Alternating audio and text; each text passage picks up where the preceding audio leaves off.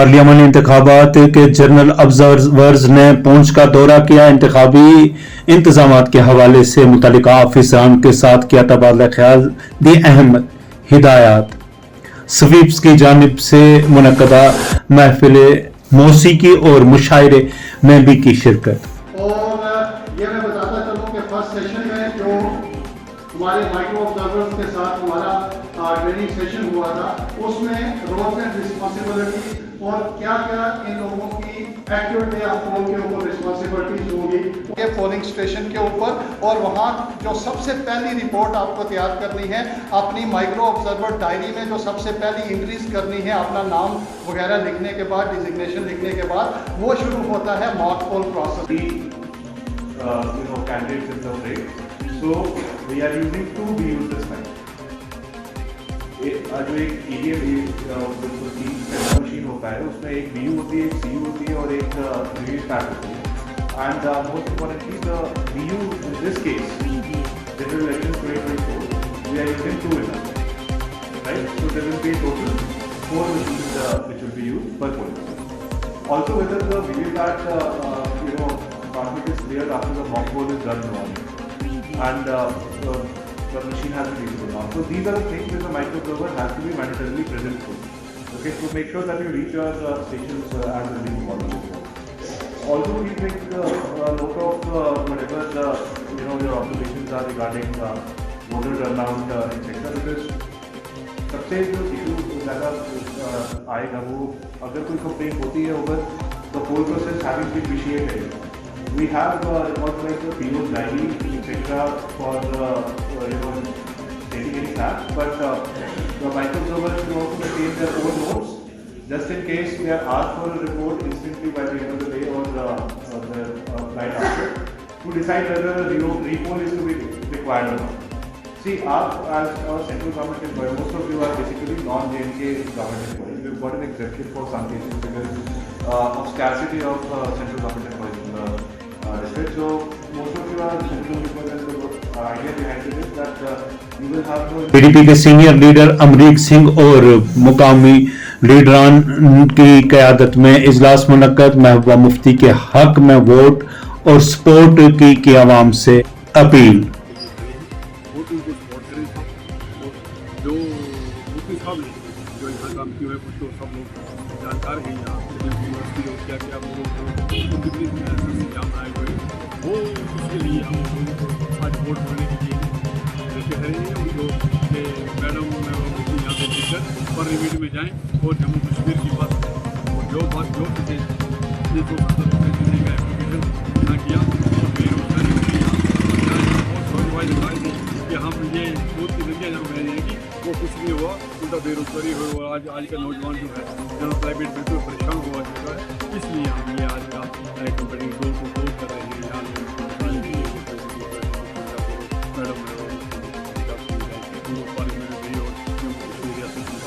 जम्मू कश्मीर जो आज यूटी में आया और इतनी बड़ी स्टेट को लोग आज तक यहाँ PDP की तरफ से हमारे PDP के लीडर अमरीक सिंह जी, सोनू जी, गुरमीत जी, राजा जी, ये PDP की कैंपेन महबूबा मुफ्ती जी के लिए। PDP एक ऐसी पार्टी है जो हमेशा ही अवाम की हित की बात करती है, बेरोजगारी की बात करती है, युवा की बात करती है। भारतीय जनता पार्टी जो कि हमेशा ही फिका परस्ती की बात करती है, हमेशा ही हिंदू और मुस्लिम की बात करती है, उसको ख़त्म करना है तो PDP को जिताना है। PDP एक ऐसी पार्टी है जो इंसानियत की बात करती है, जो हमेशा ही कहती है, हमेशा महबूबा मुफ्ती जी कहते हैं कि हिंदुस्तान को बचाना है तो गांधी जैसी पॉलिसी अपनानी है, नथू राम गोसे जैसी पॉलिसी नहीं अपनानी है। हम यही चाहते हैं कि PDP को कामयाब कीजिए।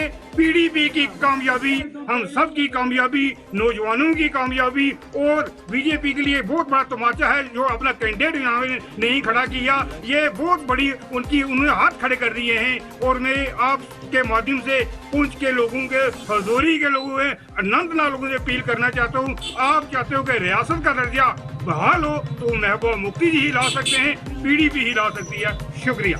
कालाकोट सुंदरबनी इलाकों में पोलिंग पार्टियां रवाना की गई। 138 पोलिंग बूथ पर कल वोट डाले जाएंगे।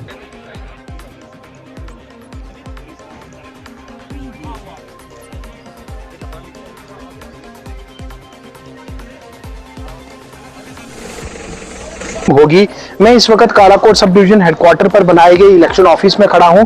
ये government high secondary school Kalakot है, जहां पर कि ईवीएम्स का स्ट्रांग रूम भी है, ईवीएम्स की डिस्पैच यूनिट भी है और ईवीएम्स के लिए व पोलिंग पार्टीज के लिए रिसीविंग यूनिट। जिले लीगल सर्विस अथॉरिटी कठुआ ने एक रोजा बेदारी प्रोग्राम का किया इनेकाद। साइबर क्राइम के हवाले से दी गई शुरा को जानकारी। Share my views on cybercrime. So, without taking much of the time, I am given as the topic of cybercrime, and since नहीं कर सकता, बट जो हमारे लॉ मेकर्स ने कुछ कोशिश की है कर सके, तो इसी को एलिमिनेट करने के लिए I would like to call on nice advocate Shivam Saxena, जो कि साइबर लॉस के बारे में अपनी एक्सपर्टीज। अगर आपको जैसे आपको कॉल आती है तो कोई मतलब इनअप्रोप्रिएट या फिर वल्गर वीडियो चला देंगे वहाँ पे, तो जैसे ही वो वीडियो चलाएंगे तो आपका फेस वहाँ पे आ जाएगा, उस चीज़ की स्क्रीन रिकॉर्डिंग हो जाएगी अदर। तो उसके बाद वो आपको ब्लैकमेल करके को भेज देंगे, ये आपके जो भी फ्रेंड्स को भेज देंगे तो आपकी इन्फॉर्मेशन हो जाएगी। तो इससे भी ब्लैकमेल करते हैं, इतने पैसे भेजिए, ये चीज़ भी बहुत ज़्यादा देखने को मिलती है और आज भी लोग इस चीज़ की विक्टिम बन रहे हैं। तो इसका यही it can range from, there is no conclusive definition, but it can range from right to identity fraud, to cyber extortion, to infringing of copyrights, to illegal gambling, selling things like cheating, theft, to even bullying someone on the cyber platform. So, अब ये सब crimes हो गए. as we say, laws goes on changing. और JNK Jammu and Kashmir victim compensation scheme के बारे में आपको थोड़ा लॉ के बारे में बताऊंगी कि क्या प्रोसीजर है उसमें फाइलिंग का, कौन बेनिफिशियरी से हो सकता है और कैसे उनका जो है एप्लीकेशन का डिस्पोजल किया जाएगा। तो सबसे पहले यहाँ पे हमारे जम्मू एंड कश्मीर में विक्टिम कंपनसेशन स्कीम 2019 की जो है वो लागू है यहाँ पे। तो उसके तहत कोई भी विक्टिम या उसके इंडिपेंडेंट, जैसे उसकी फादर हो गई, उसकी मदर हो गई, हस्बैंड हो गया या उसकी डॉटर, माइनर चिल्ड्रन या उसकी वाइफ, कोई भी जो है वो एप्लीकेशन मूव कर सकता है इस कंपनसेशन स्कीम के तहत। तो वो एप्लीकेशन जो है वो उन विक्टिम्स की होगी जिनको कोई इंजरी या कोई हार्म हुआ है मेंटली या फिजिकली, जिनके अगेंस्ट क्राइम कमिट हुआ है, जहाँ उनको किसी भी तरह का, जैसे अगर हम माने सेक्सुअल ऑफेंसेस होते हैं तो उनमें काफी टाइम हम देखते हैं कि इमोशनल ट्रॉमा जो होता है वो विक्टिम झेलती हैं। तो वैसे विक्टिम जो है उनको कंपनसेट करने के लिए जो ये स्कीम्स बनाई गई, सर्विस अथॉरिटी है उन्होंने भी बनाई है वुमेन्स, ये है women victim or survivors of sexual assault और अदर क्राइम्स। तो इन स्कीम्स में जो है विक्टिम और उनके डिपेंडेंट जो है एप्लीकेशन मूव कर सकते हैं कंपनसेशन सीख करने के लिए। अब श्रीनगर में कांग्रेस और नेशनल कॉन्फ्रेंस की मुश्तरका प्रेस कॉन्फ्रेंस, विकार रसूलवानी ने इंडिया ब्लॉक के तमाम उम्मीदवारों की जीत का किया दावा। Former union minister doctor Farooq Abdullah साहब का मैं कांग्रेस हेडक्वार्टर पे वेलकम कर, मैं आ जाऊंगा वहीं आ जाऊंगा। कांग्रेस हेडक्वार्टर पे मैं वेलकम करता हूं और ये कहना चाहता हूं कि जम्मू में हमने कुठवा उधमपुर सीट पे बड़े बेहतरीन और ताकत से हमने इलेक्शन लड़ा, नेशनल कॉन्फ्रेंस और कांग्रेस ने, और हमने इंशाल्लाह मुझे यकीन है कि कांग्रेस कैंडिडेट चौधरी लाल सिंह वहां बहुत बड़ी जीत से जीतेंगे। इसी तरीके से हमने जम्मू में जो कल वोटिंग होने जा रही है, रमन बल्ला साहब उठाए हैं, वहां भी नेशनल कॉन्फ्रेंस पूरी ताकत से हमारे साथ खड़े रहे, तो इंशाल्लाह मुझे यकीन है वो सीट भी हम पूरी ताकत से जीत रहे हैं। रहा सवाल कश्मीर में, कश्मीर की जो 3 सीटें हैं, उधमपुर, एक मिनट, उधमपुर, ये जो रजौरी, पुंछ, अनंतनाग, श्रीनगर और बारामूला, तीनों पे नेशनल। डॉक्टर फारूक अब्दुल्ला ने कहा, इंडियन अलायंस एक साथ अपने तशख्खुस की लड़ाई लड़ेगी।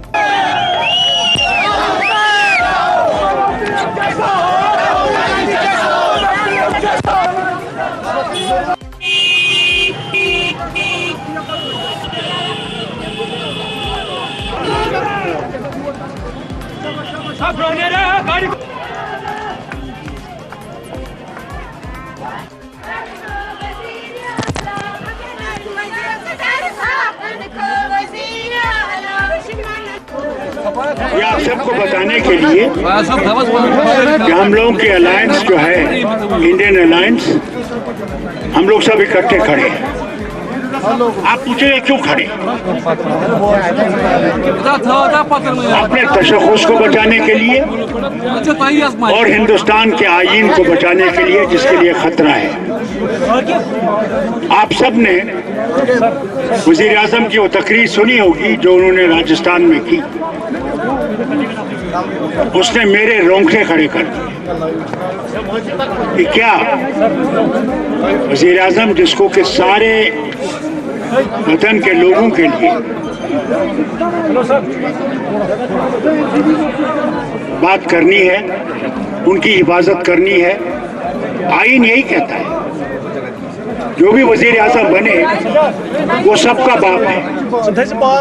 उसको ये फर्क नहीं करना है ये किस मजहब से है, इसका रंग क्या है, इसकी ज़बान क्या है, ये क्या खाता है, क्या पहनता है, उसकी खिदमत उसको करनी है सब, उसकी जमात से हो या ना हो। मगर उस तकरीर से मुझे बेहद अफसोस हुआ कि वो वतन को तोड़ना चाहते हैं, वो मजहबों को अलग अलग करना चाहते हैं। वो मुसलमान हो, हिंदू हो, सिख हो, ईसाई हो, बौद्ध हो, जो भी है हिंदुस्तान का बाशिंदा, उनमें दरारें डालना चाहते हैं।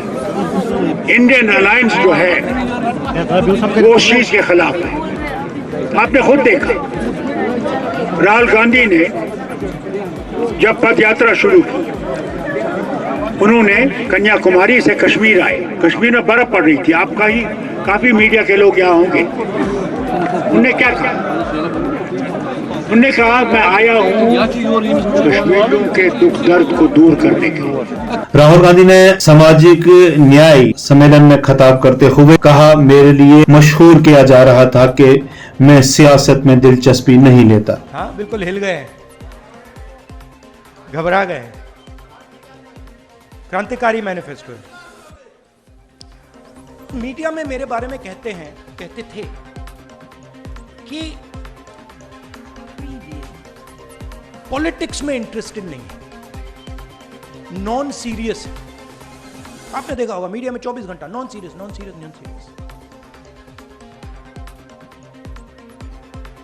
मनरेगा नॉन सीरियस, जमीन अधिकरण bill non serious, Niyamgiri non serious, Bhatta Parsaul non serious, Amitabh Bachchan, Aishwarya Rai, Virat Kohli serious.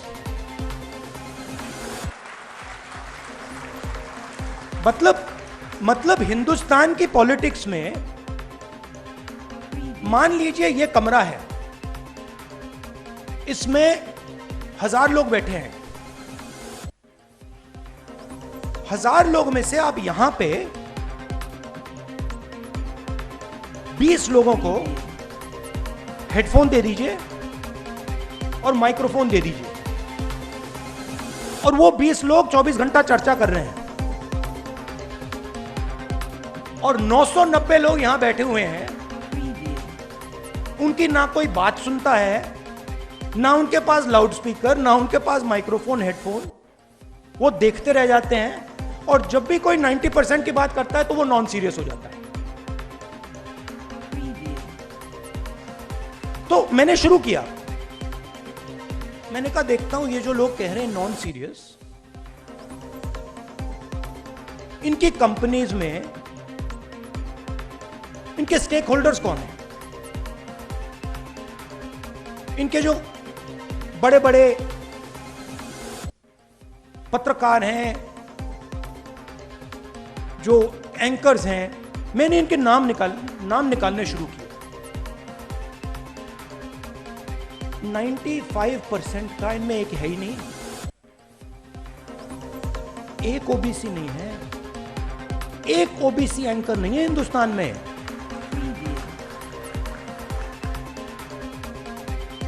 एक ओबीसी एंकर नहीं है, एक दलित एंकर नहीं है, एक आदिवासी एंकर नहीं है। सारी की सारी कंपनियों के लिस्ट में 90% से एक मालिक है ही नहीं।